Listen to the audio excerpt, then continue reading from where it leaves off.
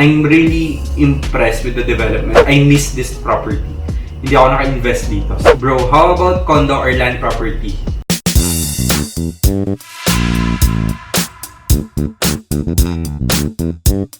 Hello Real Pros! Welcome back to my YouTube channel. This is Richard C, your real property expert. And I'm currently in Boracay, yes again. But this time, it's a sponsored trip. Okay, so alam ko nagsasawa na kayo sa Boracay contents ko. So I won't really be doing the normal Boracay content. So I just want to show you kung ano nangyari throughout my delegation to this event. So to give you a quick look kung ano nangyari sa trip na to, watch this.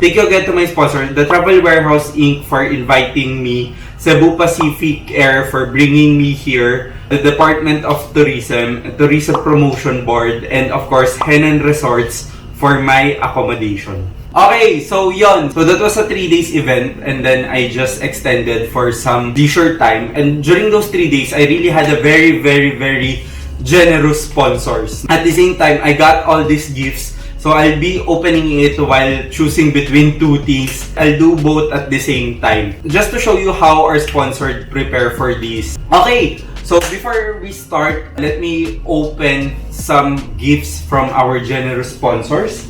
So, first one, this one. Even before pre-departure, we were given these kits. I haven't really opened it, diba? Kahit tapos na yung event. Pero, because I wanted to show you how Travel Warehouse would usually prioritize what touristas would need during their travel. So let me open this one. So this was given during our swab testing. So sabi dito, this kit is sanitized for your safety. No, so if I open this one, we have our N95 mask because they want the highest protection. So this is a TWI care kit or a Travel Warehouse Inc. care kit. I think this is standard now. They give this to all their travelers. And then merong card dito. Sabi, "Dear tourista, we are so happy that you are with us in this trip. We want to make sure that your travel experience with us will not just be cleaner, but most importantly, safer as well. Enjoy TWI travel and safety amenities with compliments from Team Tourista." So, thank you, Travel Warehouse. Oh wow, they do have face shield, no? Because it's not totally required in Boracay, pero required siya when you ride the e-tricycles. Also, they have this and alcohol, of course, and meron na siyang tag para pwede mo isabit sa bag, so you don't have to look for it when you need it. This is another alcohol, I think, from Pure Joy. And this is room and linen spray. So they have this, but I'd like to say that Hennan Resorts, talagang very clean naman yung mga room nila. So hindi na kailangan, they make sure na we have this just in case we need to spray on something na hindi kami confident gamitin. No? Thank you, the Travel Warehouse. Thank you to Jai Yang for organizing this one and making sure that we feel safe throughout the travel. It's really to show the Philippines that it's safe here in Boracay. Okay, to start off, no, in making me choose between two things. Okay, number one, townhouse or house and lot? I think townhouse for me because I think it's more affordable, it's easier to manage. Nakikita mo sa trend ngayon na a lot of my clients, what they do is they're actually downsizing.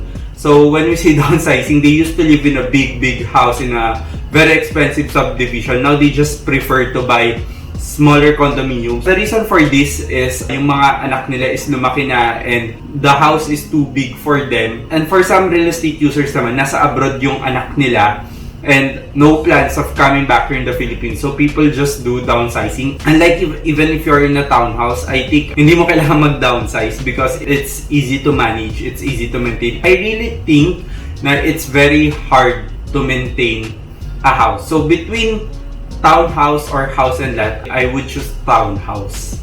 And of course, townhouse is cheaper and more affordable. Okay, condos. Hold and sell or flip before turnover. As much as possible, I don't like hold and sell strategy because I do avoid the price war. You know, when you're flipping property, there's three things.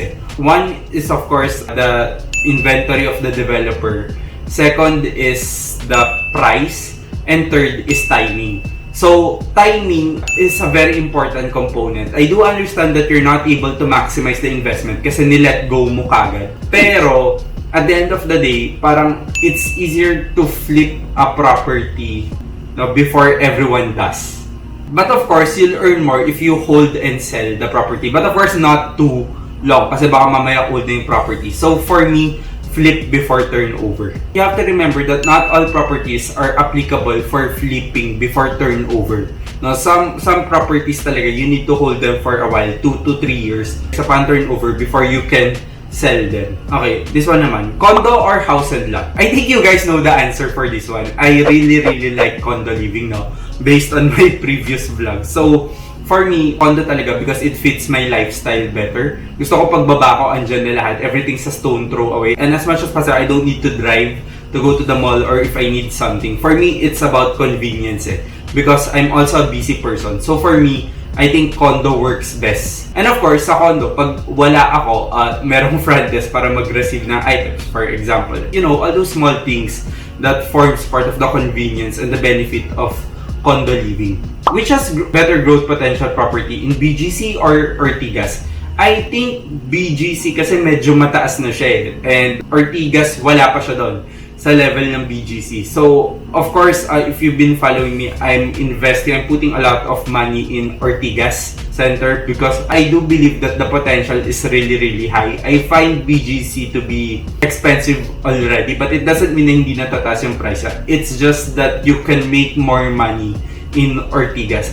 If you're not familiar with the area, or if you're not familiar with Pasig, for example, or Pasig or Mandaluyong area, it might not be that appealing, no? Pero if you try living there, there's a certain characteristic din kasi nung area. That's why the direction of the developer is going that area, no? Doon sana ako sa other bed mag-vlog, kaya lang ang dilim doon, bakit hindi yung makita? Wala akong dalang light So I hope this vlog is actually working. So before this, I'd like to open another gift of our sponsor. So this is a gift from the Department of Tourism. So sabi niya dito, it's more fun in the Philippines. So I think which is true. Actually prior to pandemic, di naman ako mahilig mag-travel around the Philippines, no? Because I usually fly international for work and leisure and study. Pero right now na nag-pandemic, na-realize ko nga na I should do more local tours and travels. What is this? I think this is, oh, yeah, it's a towel. Thank you, Department of Tourism, for this one. It's more fun in the Philippines. Allegra Garden or Mint Residences. For rental, it's going to be Mint Residences. Pero short-term investing, I think may potential ang Allegra Garden. Pero mahirap mamili sa dalawang to because these two are really good investments. So kahit ano naman dito, okay lang. Pero I would probably choose Allegra Garden. Fame Residences or Like to Residences, and why? Torn between the two. No-brainer, Fame Residences. Now, if you want to know the reason why I chose Fame Residences, you have to watch two of my vlogs, which happens to be the one around Greenfield. The second one was the weekend condo living vlog. So I was touring the area Again, tapos sinabi ko na dun na parang bias talaga ako na ang ganda ng Fame Residences. And I see Fame Residences every day. No? And I'm really impressed with the development and the location. Kasi the general area. And I find Light 2 very expensive. Pero of course, I think mas high-end and modern ng Light 2 pag nagawa yun. The Paddington in Shaw versus Avida Verge in Pioneer. I'll go with Avida Verge na lang because of the rental market. I think more people would prefer to rent in Avida Verge kasi mas malapit rin siya sa office spaces. So this is from Cebu Pacific Air. We had a briefing with Cebu Pacific Air. They updated us with what they're doing during the COVID, how they are helping our country, etc. And I've always been a big fan of Cebu Pacific Air. I've always loved the airline. I don't ride any other domestic airline for personal trips. So usually talaga Cebu Pacific talaga ako, especially pag pumupunta dito sa island ng Boracay. I think this is a travel document holder. So they have that one, Cebu Pacific. And another one is so this is a pouch. Usually ito yung pinamimigay nila pag sumakay ka Cebu Pacific and then may game. Thank you Cebu Pacific, my favorite local airline. Next, expensive RFO or cheap pre-selling condo. I think it would depend on the payment terms. If it's a cheap RFO condo, why is it cheap? What's the reason behind it? May demand ba yung market? Pero if it's an expensive RFO, what is the payment term? Would you need to pay full in cash or you would just need to pay 20% to 30% equity? It really depends sa dalawang yon. Pero if maganda yung payment term, I would choose high-end expensive RFO because it's the same money that you will pay if you buy a cheap pre-selling property kasi ika-cash out mo na eh. So yun din yung 20%. So same money yung nilalagay mo sa investment. So this is expensive RFO for me. Bigger real estate, bigger income, of course. Bro, how about condo or land property? I like condo, pero now that parang I'm getting older, I'm now 30, I'm starting to like land properties. Kaya lang land properties are usually idle, no? So if you're not gonna use it, it's not gonna generate income. And yun yung mahirap doon. Or sometimes kailangan mo talaga siya patayuan ng bahay. Of course, for me, condo pa rin. DMCI Brixton or SMDC Gem. I think DMCI Brixton just because mas malapit siya sa bridge that's connecting Ortigas and BGC. No, so meron siyang mas may market. You get best of both cities. Kasi, again, my favorite word, agglomerated. Okay, and this one, I don't know what's this one. So, let me open it. Hindi ko na alam kung saan siya galing, pero pinadala lang siya sa room nung pumasok ako. Okay. It's More Fun in the Philippines shirt and nakalagay dito, it is from Tourism Promotion Boards of the Philippines. So they have that one. So thank you Tourism Promotion Boards. This is from Travel Warehouse Inc., our main organizer and of course, one of the best travel agencies in the Philippines. Grabe, sobrang ni-spoiled nila kami during this trip. Imagine we were given solo rooms and then ito standard data talaga to ng Hennan na dalawa yung bed, isang single and then isang queen size bed. So dito na ako nag-vlog kasi mas maliwanag. Grabe din yung food, parang piyesta lagi. And of course the parties, there were free flowing alcohol. So lahat ng ginawa namin, it's under the guidance of IATF and Department of Tourism. Of course, because this is with the support of the DOT, no? To promote na hindi lang Zoom meetings. I don't know if you can call this a tumbler, pero lalagyanin siya ng waters so you won't do plastic bottles. So enjoy our world, reuse and refill. Okay, so thank you TWI, the Travel Warehouse. So please follow them on Instagram. Okay, few more choices. Okay, Empress versus Lattice. Okay, that's a hard one because I have properties in both Empress versus Lattice. So I have a 1-bedroom in Empress and 2-bedroom in Lattice. Empress is a lot expensive. Kung pipili ako sa dalawang to, I take Empress. Kasi actually ang studio unit ng Empress at saka ng Lattice, hindi na nagkakalayo yung price nila eh. So, yung dalawang yun, mako-compare yun siya. I take Empress just because of the location and mas develop na yung township niya compared sa Lattice. But of course, this might change pag nagawa na yung entire Parklinks estate. I like Lattice as well. That's why I have investment with Lattice. I haven't vlogged that kasi kasunod ko siya binili sa Maven. But I'm about to vlog that one soon, kung ba't ko siya binili. Okay, next question. Paborito ko to. Private equity or real estate? So, private equity is about managing funds, no? Managing private investment. That's another work that I want, or line of work in finance that I want to do, if not real estate, no? Foreclose or build and sell? If there's one area in real estate na weakness ko, this is foreclosure, no? I really haven't studied foreclosure and haven't really explored it. Build and sell, I've handled multiple developments before, no? From small housing subdivisions to independent developers, or nagtatayo ng house and lot or townhouses. So I did consulting for that one. So I think build and sell because it's really profitable if you know how to manage. Gold or gem residences? Easy. Gem residences, of course. So let me open pa. No. This is again from Tourism Promotion Board, TPB Philippines. Thank you very much. I don't know what's this. Wow, it's a universal charger. So I think it's a universal charger, no, with USB charge and plug adapters. Yeah. So kailangan to pag nagtra-travel, especially international, pero wala pang ngayon. Cake or ice cream? Cake for sure. I don't eat ice cream that much. Gem or lattice? If you could have both, why not? Pero konti na lang idadagdag mo, lattice na siya. So, I think lattice. SMDC Gold or Air? Saan po ma-sure ang owners? Kasi super low na ng offer sa Pasay.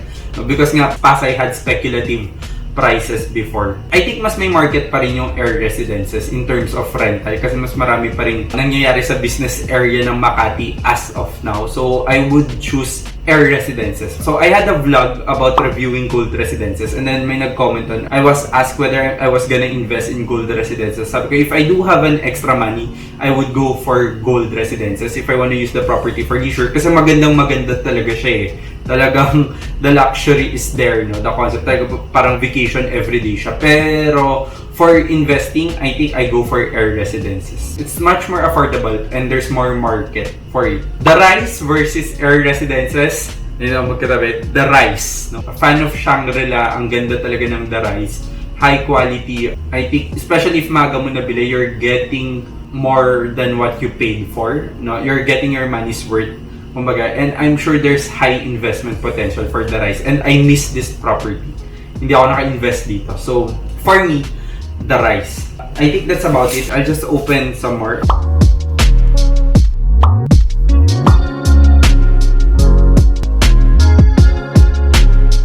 Wow. I think this is a small backpack.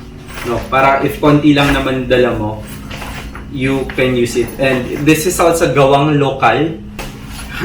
Grabe. Thank you, sponsors, for your generosity. So, of course, and my favorites, I won a raffle during the cocktail party of Discovery. There were two major prizes. The first raffle was Club Paradise in Palawan. It's an exclusive island resort in Palawan by Discovery Group. And of course, the second one was Discovery Shores Boracay. So the funny thing was I won the grand prize, which was the Club Paradise in Palawan. But then I traded it with Discovery Shores Boracay because I just love Boracay so much. Ito yung GC niya. I've never won anything grand in my life, or usually sa grand prize, di talaga ako nananalo. And sa raffle, pag hindi win all, hindi talaga ako nananalo. So, but that night, I won the grand prize. Traded it with Discovery Shores Boracay. So, this is a 3 days, 2 nights stay with breakfast in the Junior Suite. So, this was issued by Discovery Shores to Cebu Pacific. So, thank you Cebu Pacific and Discovery Shores for this one. So, definitely babalik ako. Alam niyo na kung